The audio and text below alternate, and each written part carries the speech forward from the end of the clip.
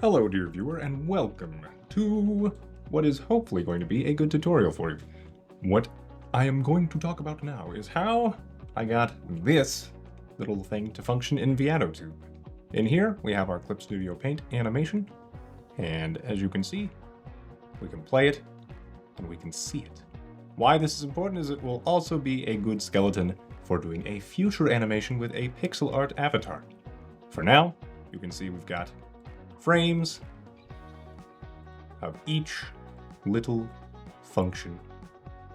And I basically just, did this by hand and manually figured out how long to make the sets of frames. So this frame, I right-clicked and did new animation cell. And then from there, I would fill this new animation cell by right-clicking it again and then putting in the correct PNG file.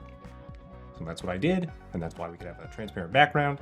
And then once we were finished with all of that, we could export it as an animation, specifically an APNG, or animated PNG. And thus, I'm going to try to do that now with my pixel art avatar. We can look at this Aseprite.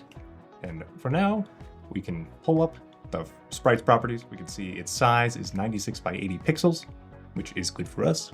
I currently have 15 frames of various, shall we say, poses and things. So it's all showing like this for now. Except for that one. Okay. But yeah, if you want to check that in the future, you can check sprite properties. And you can see all this stuff. We have square pixel ratios and all of that. Current color profile. To make this kind of Fire Emblem 7 style character portrait, what I did was find a reference sheet of sprites, specifically Elowood. So I used mostly Elowood, and then I believe it was either Kent from FE7 or was it somebody from FE8 for the armor. But yeah, basically used a sprite sheet and then recolored it, added my own expressions and things, and of course a couple different colors for these question marks here for a good old nani little expression. But yes, for now, this is what we've got. We're going to go ahead and go back to Clip Studio. So now that we know what size we're working in, let's get to it. In Clip Studio Paint, we are going to create a new animation folder. And with that in mind, let's go here. The simplest way to do that. So with that new animation folder, as we put things in it and add to our timeline, we will be able to open up our files and things. All right, in Clip Studio Paint, we opened a new animation folder. We're also going to open my pixel art emotes and things. So let's get the base avatar and all these different things that we will eventually want. We'll do one at a time. For now, let's open this. It fits into here just fine. And because I've already figured out poses and everything with each emote, okay, and I showed you this pose earlier, so we're going to try to work on that smug pose in here. We're going to select each and every one of these. We're going to open them up. Control C, Control V. Voila. All right, we're then going to go through each of our smug poses, copy them over. You can see they are superimposing on each other, which is exactly what we want. So that was smug 1, smug 2, smug 3, and then smug 4. And then what we can do is basically go backward and forward with each of these poses and our base pose and create an animation out of it. We're going to create our new timeline here. All right, and let's double check our PNG tuber. I think I had it at 14 frames. So right now, yeah, 14 frames. So we're just gonna kind of copy all this. So with our new timeline, let's call it the smug timeline. Okay, we have playback time, so it's basically just the 14 frames. That should work. Smooth edges, I should do hard edges probably, just so there's no interesting things happening with the pixels since they are hard edges. Yeah, we'll do that.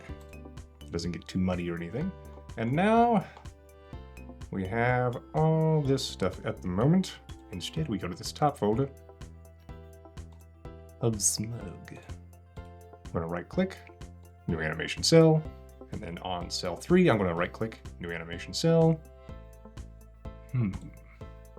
Cell 5 and 6 will be separate animation cells.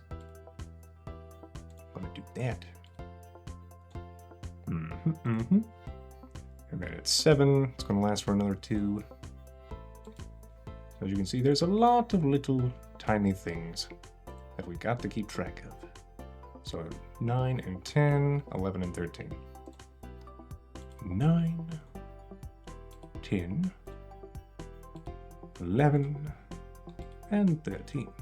All right, and then from here, we can right click on this cell that we've created, and we should be able to just put in each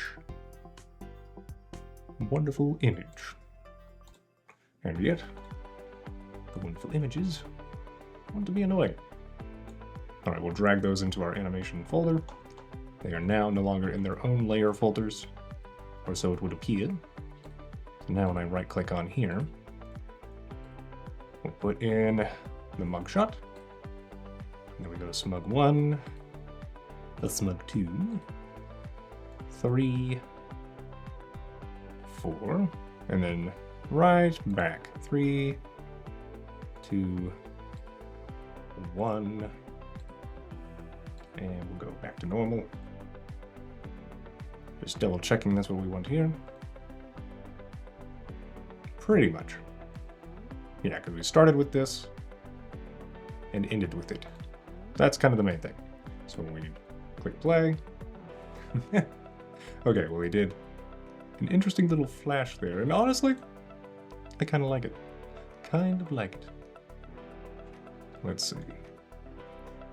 We can do one frame at a time. Bam, bam.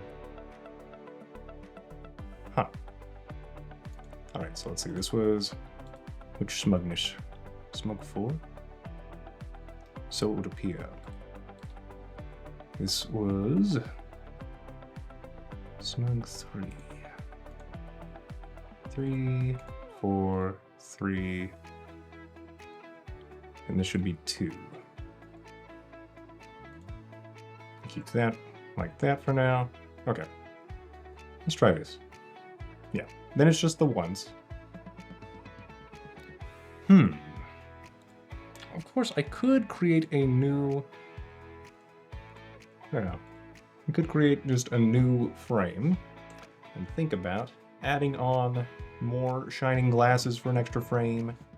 Things like that. So if I'm going backwards, it looks like this.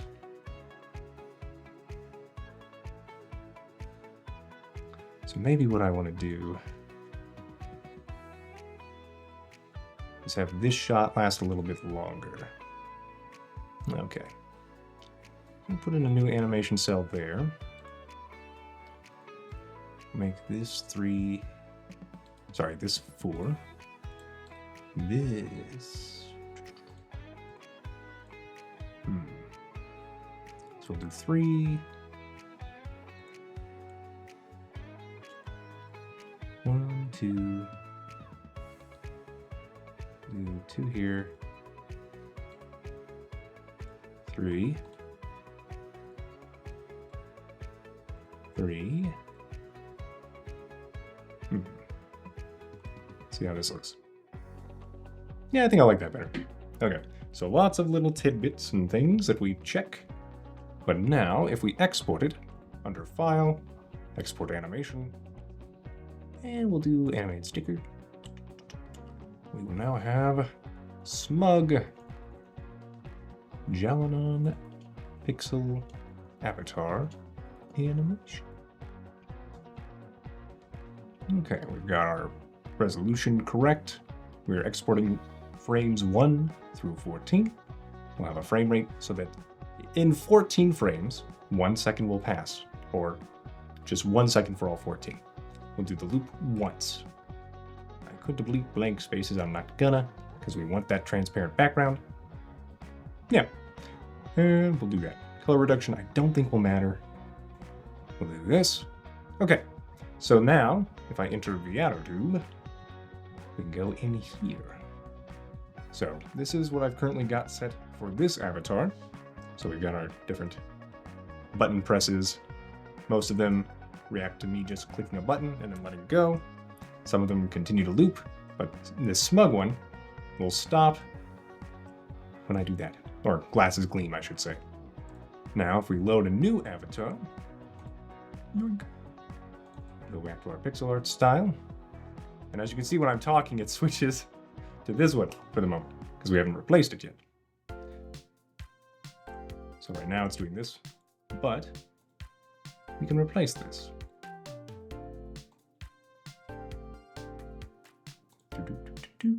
We will now go into our folders, find our pixel art stuff. Go with this animation. There we go. So I can do, yeah. So we'll go to our normal. And then when I click +1 with the numpad, we get this animation running as long as I hold it. When I let go, it's gone. Also, for this setting, I think what I like is having, let's see, where was it? Display setting. Ah, here we go. Instead of auto, I think I liked about 4. About 4 times seems good. Booyah. As I'm talking, it's moving. Might want to switch that. But yeah. For now, we save. We go back to our pictures. Our Veadotube avatar. Save that for now. Okay. As you can see, it's also doing 4 times my old avatar, so when I switch back,